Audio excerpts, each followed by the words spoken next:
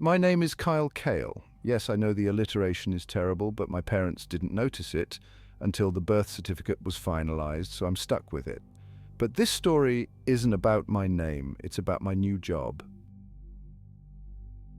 I recently got a new job as a night guard at an office building. It was right up my alley, so I immediately applied when I saw the job posting. I nailed the interview, and soon enough I was walking in for my first day on the job. Up to this point, I had been given a quick rundown of my duties, a tour of the building, and instructions on how to use my taser. I actually already knew exactly how to use a taser, but I wasn't going to let them know for legal reasons. All in all, I felt more than ready to handle this job. I was very wrong. Upon reaching the front desk where I would be spending a good amount of my time, I found a piece of paper lying on the table. It read, "Important, instructions for the night security guard." I was going to disregard it, as I had already had all my duties explained to me, but I figured it couldn't hurt, and besides, I had plenty of time, so I sat down and read it. Man, I'm glad I did. Rule 1, lock all the doors and windows before 8 p.m. Rule 2, do not look into any mirrors. Rule 3, if you see anyone or anything outside the building, ignore them and definitely do not let them in, no matter who they appear to be. Rule 4, every hour, patrol the main hallways of the first 3 floors. Do not go to floor 4. Rule 5, if you see anything out of place on the security cameras, do not look until it is gone. Rule 6, if you see the rusty door is open on the security cameras, close and lock it as fast as you can, even if it is on floor 4. If something emerges from it before you can do so, hide. Rule 7, if you notice any doors or windows that were not there before, do not open them. Rule 8, if you hear screaming, crying, or especially laughing, do not investigate it. Immediately return to the front desk. Rule 9, if someone comes up to you while you're at the desk and asks you a question, regardless of what they asked, direct them to floor 4. Rule 10, if you hear or see something approaching you, run. Do not stop until 6 a.m. I looked at the paper with confusion. Was this a prank? I had read stories of things like this, but I never thought it had actually happened in real life. It wouldn't hurt to follow them, though, and if it was a prank at worst, I'd feel silly and it would keep me occupied throughout the night. So I decided to follow them. I checked my watch. 7:30 p.m. I needed to lock all the doors and windows. Rules or not, I was the security guard, and making sure nothing got in was part of my job. I set off through the building to lock everything. When I finished, I looked at my watch again. 7:52. Good, I had time to spare. I returned to the front desk and started rereading the rules, trying to memorize them. A lot of them didn't make any sense, like running without stopping until 6 a.m. What if that started at midnight or something? Whoever wrote these rules wasn't trying very hard to make them realistic. I looked up as I heard a knocking sound come from in front of me. A small child was standing just outside the glass front door. She was barefoot, wearing pink pajamas, and holding a teddy bear. I immediately looked back at Rule 3. If you see anyone or anything outside the building, ignore them, and definitely do not let them in, no matter who they appear to be. I looked back up at the door. The girl was trying to open the door. She mouthed, "Let me in," at me. I stopped to think for a moment. If there was a lost child outside, I needed to help her, whatever the rules said. I got up, went to the front door, and kneeled down. She pressed her hands against the glass and mouthed, "Let me in again." I mouthed back, "Where are your parents?" She didn't respond, but started jumping at the door handle again. Torn, I stood up and went back behind the security desk again, intending to call the police. As I picked up the phone, I noticed something on the security cameras. The camera showing the spot just outside the door was empty. I looked back at the girl. She looked distressed now and was hitting the door with her hands.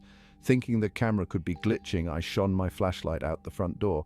The girl squinted at the light and I looked at the camera again. The beam of the flashlight was visible, but there was no girl there and the light showed no shadow. I moved it around a bit to be sure. The girl was getting more agitated now, banging against the door. Wanting to cover all my bases just in case, I got a piece of paper, wrote, "I'm calling the police, go to the McDonald's that way," and drew an arrow and wait for them. Went back to the door and held the paper up. She looked angry at that. She banged on the door again, visibly upset, jumping up and down. Then I noticed something. Her pajamas were clean, she had no dirt on her bare feet, her hair wasn't messed up despite the wind outside, and even her bear was in perfect condition. She stopped banging on the door and looked me straight in the eyes. She had no irises and there was no reflection in her eyes. I looked closer and found she didn't even have veins. Her eyes were pure white with a black spot in the middle that never changed size and didn't reflect anything. I straightened up and backed away, and the girl gave me the most hateful look I had ever gotten from a child and screamed. Despite her being on the other side of the glass, the scream sounded like it had come from inside. I covered my ears and closed my eyes, and when I opened them, she was gone. My heart pounding, I stumbled back to the desk and sat down, breathing heavily. I was now seriously freaked out and no longer doubting the list was genuine. I checked my watch. 8:02, it was time for my patrol. Taking a few deep breaths to calm myself, I got up and headed for the stairs, pulling my taser out as I did so. The first 2 floors were uneventful and I calmed down a bit. I put my taser back in its holster. I could do this. I wasn't some ordinary person unaccustomed to strange and life-threatening situations. I could do this. My confidence lasted until the 3rd floor when I heard a loud thumping noise from above. I froze. I reached for the list only to realize I'd left it on the front desk. Crap. I looked around me, making sure I wasn't being stalked by something. The thumping sound moved away. Towards the stairs, going into full ninja mode, I bent down enough that nothing would be able to see me over the cubicle walls, then quietly ran over to one of the cubicles within view of the stairs and hid inside it, peeking out at the stairway. Within a few seconds, I saw a dark figure emerge onto the 3rd floor from the stairway. It was tall, at least 6 feet, maybe more, and it was vaguely humanoid, although its shape wasn't well defined. I quickly pulled my head back into the cubicle I was hiding in and cursed myself for not bringing my periscope. Yes, I have a periscope. Don't ask why. Quietly, I scooted the office chair out from under the desk just enough that I could fit past it, and crawled under the desk, pulling the chair towards me as much as it would go. I breathed slowly, making as little noise as possible. Straining my ears, I made out a quiet, constant sound that hadn't been there before. It sounded like the wind howling, but so quiet I could barely hear it. The thumping had completely stopped. I heard the howling sound come closer and saw the light out the cubicle doorway getting dimmer. The edge of the shadow creature became visible just past the left of the cubicle doorway. I held my breath and remained perfectly still, making no noise. A few short seconds later, the creature retreated back to the left and the lights brightened again. I heard the howling move slowly to the left and then behind me. The creature was now on the opposite side of the cubicles from me. Quietly but quickly, I moved the chair out the way and ran carefully back to the stairway in a crouch, thanking God the floor was carpeted. I descended the stairs, cringing at the albeit quiet sound they made, and returned to the front desk. Immediately, I grabbed the paper and started reading it again, determined to not let it out of my sight for the rest of my shift. My adrenaline was pumping at this point. I looked at my watch. 8:40. This was going to take forever. On camera 14 on the 4th floor, there was a door I hadn't seen before. It was rusty, making it reddish-brown. It was also slowly swinging open. Really, I thought the door is showing up on the 4th floor on my first night. Not that I planned on working any more than one night if I survived this. Making a split-second decision, I sprang up from my chair, just remembering to grab the rules, and sprinted to the stairs, taking them 2 at a time once I reached them. Why, I thought frantically as I ascended the stairs. Why does this have to happen to me? Why is this happening in the first place? Why does this place exist? Why? As soon as I passed the 3rd floor, I felt a chill. The temperature had to be at least 10 degrees lower here than in the rest of the building.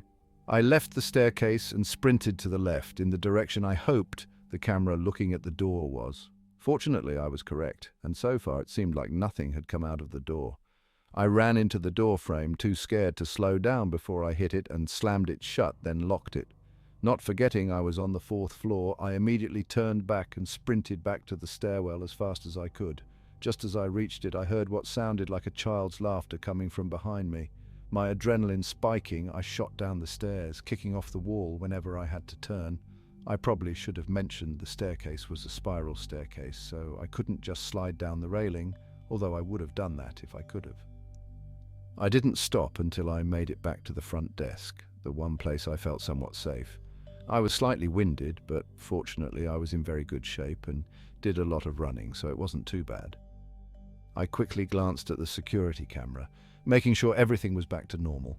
The door had vanished. Along with the shadow person, I breathed a sigh of relief and sat down, allowing myself to close my eyes for a few seconds as I calmed down. I looked at my watch again. 9 o'clock, I would have gone out to patrol, but on the way out of the 4th floor, I'd heard laughing, so I decided to stay at the front desk. I needed a break. Anyway, upon relaxing a bit, I alternated between checking the security cameras and reading the list, which had gotten significantly crumpled from being in my hand during my high-speed mission to close the rusty door. The next few hours passed, mostly without incident. Although at around 2 a.m., while I was on my patrol, I saw a decrepit, horrifying woman with black hair and dark eyes grinning at me in the reflection of the window to a dark conference room on the 2nd floor. I quickly turned to see if she was in the room with me, but saw nothing, so I booked it back to the desk. Apparently, any reflective surface counted as a mirror. I quickly made a mental note to turn on all the lights before my next shift, if I had one that was. By the time 5 o'clock rolled around, I was exhausted. The last few hours had passed mostly without incident, save for the lights spontaneously going off on the 2nd floor as I was starting my patrol. I heard creepy sounds coming from the darkness, so I bolted back to the stairs and decided to skip the rest of the patrol. A little while later, I decided I should probably finish my patrol. I only had the 3rd floor left, so it shouldn't take too long, though I was still antsy from the lights going off on the 2nd floor, the creepy woman in the mirror, and the shadow monster on the 3rd floor. I made it halfway through the 3rd floor before I heard it, a quick thumping sound coming from behind me. I turned to look and saw a pale, faceless man wearing a blood-stained business suit running at me. Crying out in fear, I turned and ran away faster than I'd ever run before. I was going even faster than I had when closing the rusty door, as this time I was directly being chased. And I knew that if the man caught me, I would be dead or worse. I sprinted back to the stairs and fled downwards, heading for the ground floor. I vaulted the railing and headed towards the front door until I saw someone outside. It was a homeless man. Remembering what had happened with the child, I turned and ran past the door, footsteps following me. I kept running and running, making loops around the 1st floor, vaulting over desks and tables until my energy started to run out. My adrenaline was fading, and I felt exhausted from all the running I had done, not just from the faceless creature, but the whole rest of the night, as well as the adrenaline crash. If I was anyone else, I'd have collapsed of exhaustion a long time ago, to be left at the mercy of whatever monster pursued me, but I kept going. My speed had suffered, and instead of vaulting over tables and desks, I was now running around them. The footsteps came closer, and right as they were about to reach me, I put all my remaining strength into a leap forward, crashing over a desk and knocking it over, whirling around as I landed and firing my taser at my pursuer. He was gone. At first I thought my taser had made him disappear. Then, for a moment, I thought I might be dead. But a few seconds later, I remembered Rule 10 and looked at my watch. 6 a.m. I'd made it. I'd survived my shift. Upon regaining consciousness, I saw sunlight streaming through the windows. The man who had interviewed me the other day, Jim, was standing over me. "Are you okay, son?" he asked. "You look like you've been through a lot." It took me a moment to become lucid enough to remember everything that had happened. When I did, I was filled with rage. "Am I okay?" I shouted. "Of course I'm not okay. Of course I've been through a lot. Why didn't you tell me what the heck I was in for before I started my shift? I could have died. I did not sign up for this. You should be arrested." I almost tased him. He had taken a few steps back while I was shouting and stood there looking uncomfortable while I got my breath back. Then he approached me again. "Look, I know you've probably had a very traumatic experience, but I promise we have good reasons for everything we did." I put my taser back in the holster and stood up. "Then you'd better explain it to me. Quick." He led me to his office. As we went, other employees started trailing in, giving me weird looks. I stared back at them venomously. I probably looked a little disheveled. Jim and I entered his office. He sat down behind his desk and offered me a cup of tea. I sat down on the other side of the desk. "What, am I British?" I said impatiently. "Just tell me what the heck is going on already." Jim held his hands up in a placating gesture. All right, I'm sorry," he said. "I just find that tea helps people calm down after their first night." I started. How many other people had he lured into this death trap?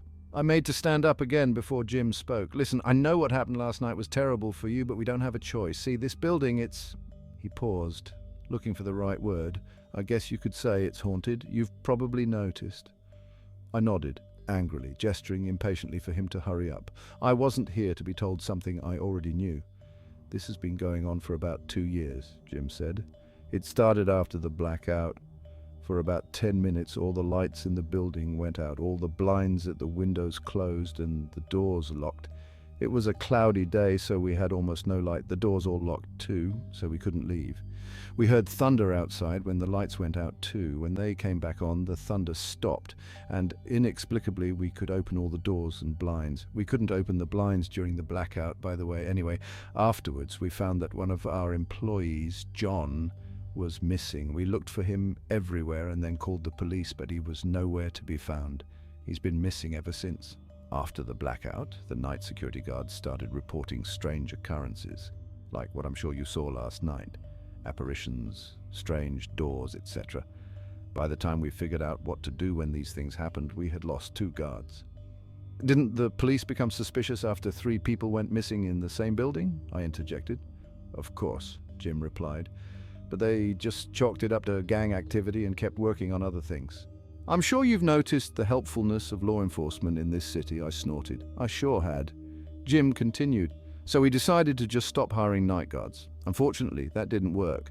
When we did that, the occurrences started happening outside the building, at the nearby houses and businesses, outdoors, even at the homes of some of our employees.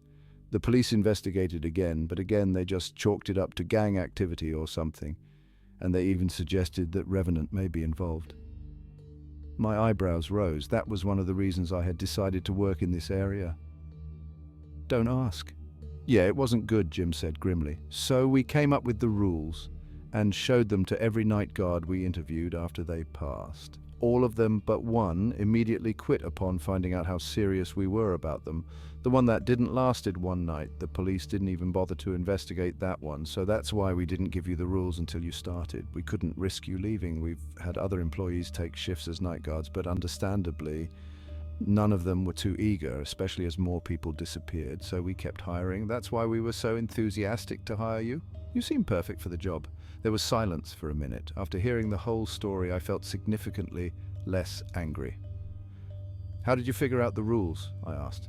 Trial and error, Jim replied. We looked through some of the security camera footage as well as listening to what the surviving guards had done to stay alive. The door, for example, was fairly easy to figure out after watching the security footage. Floor 4 was the one John was last seen on during the blackout. The rules are, however, not exhaustive. There's likely some things we haven't encountered or figured out yet. Yeah, I noticed that, I said, somewhat flippantly. Jim scooted his chair forward. That reminds me, he asked, what exactly happened on your shift? We've never had a guard end his shift unconscious by an overturned desk with his taser out before. I sighed, took a deep breath, and then started to explain everything that had happened during my shift. Jim was stunned. The door appeared on the 4th floor on your first night. That's never happened before. At least it was on the list, I replied. Well, it explains why you were on the floor unconscious at least, not the door, Rule 10, I nodded. How exactly did you figure that one out? I asked. Well, it's only ever happened one time, and it was to one of the longer-lasting guards. He got lucky, and the thing only appeared a couple minutes before 6. I have no idea how you managed to survive its pursuit for so long. I work out. Jim laughed, then turned serious again. So, I know this is going to be a lot to ask, but will you be returning? He studied me uncertainly. I stopped to think for a minute. I wanted nothing more than to leave this building and never come back. But then, hearing Jim's story about what happened when the building wasn't occupied at night and how many others had died, I felt a responsibility to stay, to keep others safe. After all, I was the most likely person in the city, maybe even the world, to safely do this job, and I was reluctant to just pass this dangerous burden on to someone else. But then, I also had other duties to perform in my life, important ones. I couldn't just abandon them. Maybe I could just stay long enough to learn more about how this building operates at night and make it easier for future guards to do their job. Maybe even get to the root of the problem and permanently stop the whole thing. I looked back up at Jim. I'll stay, I said, for now.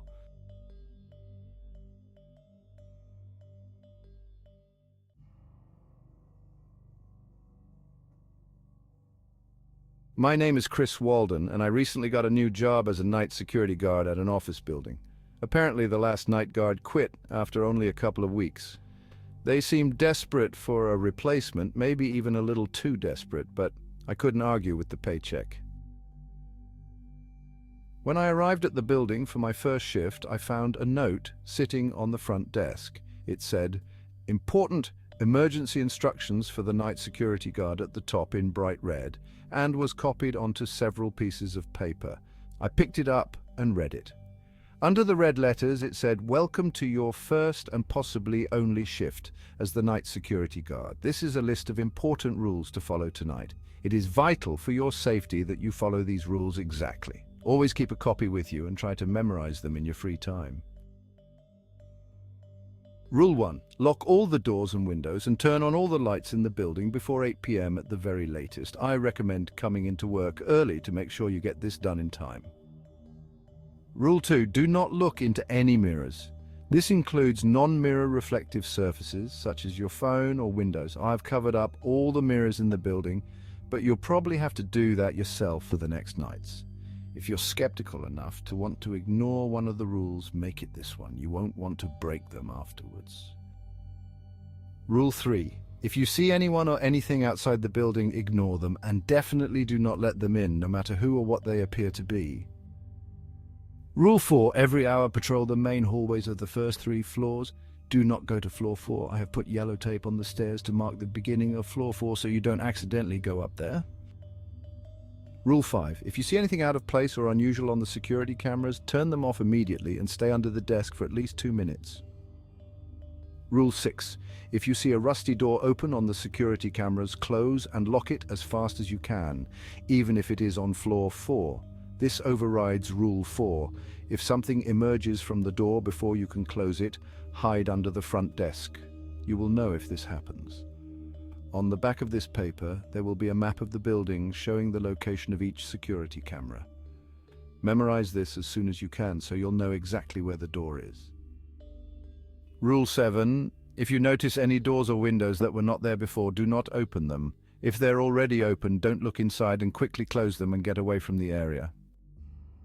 Rule 8. If you hear screaming, crying, or especially laughing, do not investigate it. Immediately return to the front desk and hide. Rule 9. If someone comes up to you while you are at the desk and asks you a question, regardless of what they ask, direct them to floor 4. The exact words you use aren't important, as long as you get them to go to floor 4. Rule 10. If you hear or see something chasing you, run. Do not stop until 6 a.m. If you don't think you can make it until then, leave the building, get to your car and leave. Don't go home after this. Go to the McDonald's down the street or some other well-lit public place. Rule 11. Don't try to use your phone. Trust me.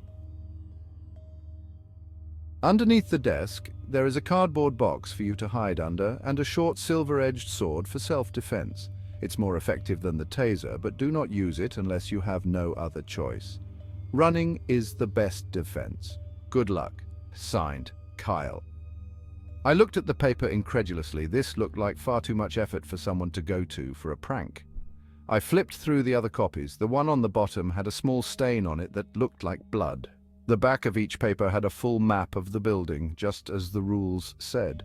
There was even a box and a small silvery sword under the desk. This couldn't be real, right? There had to be another reason the pay was so high and the last guard had quit so soon. My hand starting to shake a bit from nervousness, I pulled out my phone and looked at it. At first, I saw nothing but my own pale reflection staring back at me.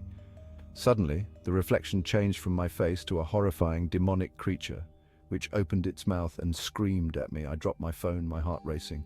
From above me, I heard a scream. I picked up the sword and swallowed nervously. I might not survive this shift. If you want to hear more terrifying stories like this, don't forget to like, subscribe, and share.